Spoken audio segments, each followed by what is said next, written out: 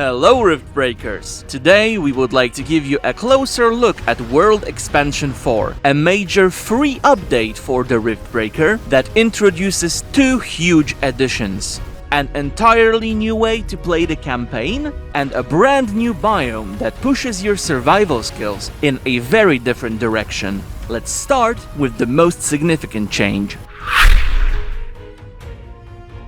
World Expansion 4 introduces the Open Campaign mode. This mode was designed for experienced Riftbreakers, for players who already know the rules of Galatea 37 and want to bend them, break them, or simply ignore the safety rails altogether. In the regular story campaign, your journey always begins in the tropical zone.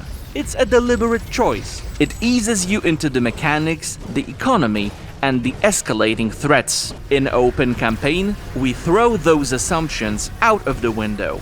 Here, you decide where your story begins. You can start in any biome available in the game, each with its own resources, dangers, and early game pressure. That means your first minutes can feel completely different every single time. A calm start in a familiar environment, or immediate chaos in a hostile zone that comes typically much later. The choice is yours. This single decision changes the entire rhythm of the game. Your early research priorities, your power setup, your defensive strategy, all of them depend on where you land. Open Campaign also removes story-driven objectives entirely. There are no narrative milestones pushing you from biome to biome.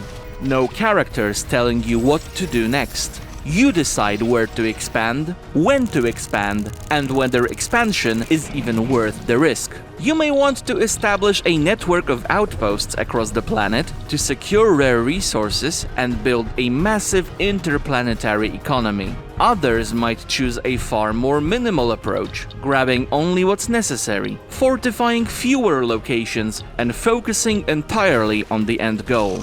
And that goal is simple. Build the Prime Rift Station. All research options are available from the start. If you want a specific technology, the only things standing in your way are its cost and, in some cases, your familiarity with the local flora and fauna. This gives you complete control over your progression path. You can plan ahead, optimize aggressively, or improvise your way through Galatea 37, adapting to whatever the planet throws at you. Open Campaign can be played solo or in co-op, and it's not easier than the story campaign. Enemy pressure remains consistent, and the planet will test your defenses just as relentlessly as ever. Now, let's talk about the second major addition in World Expansion 4, the Cryofields biome.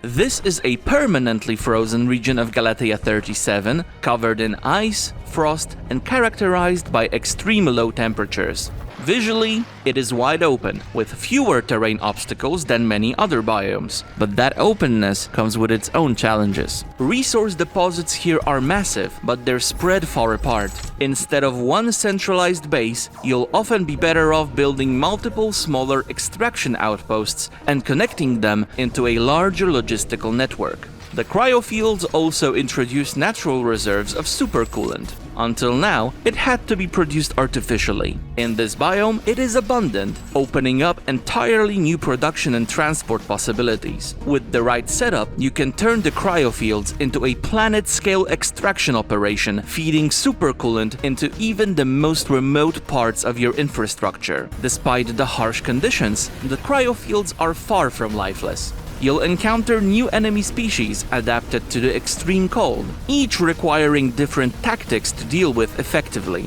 You'll also discover new plant species that can be cataloged and cultivated, adding fresh options to your economy. The Cryofields biome is available across multiple game modes. You can access it in the story campaign, where it becomes available through standard progression. You can start there in Open Campaign immediately, if you're feeling brave. And if you prefer focused, high-intensity sessions, the Cryofields are also playable in survival mode, packing everything this biome has to offer into a fast-paced 90-minute challenge.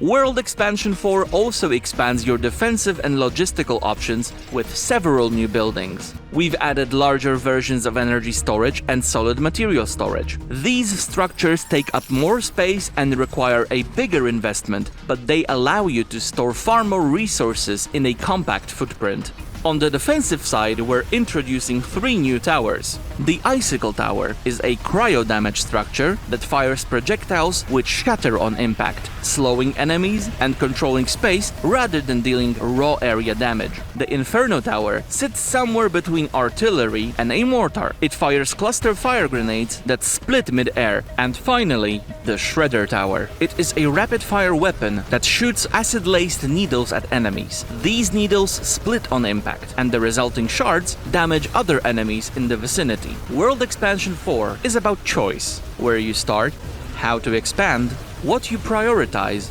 and how much risk you're willing to take. We designed this update to give experienced players more freedom, more replayability, and more ways to tell their own story on Galatea 37. We can't wait to see what you build, how you survive, and which terrible decisions turn into great stories this time. Good luck out there, Riftbreakers.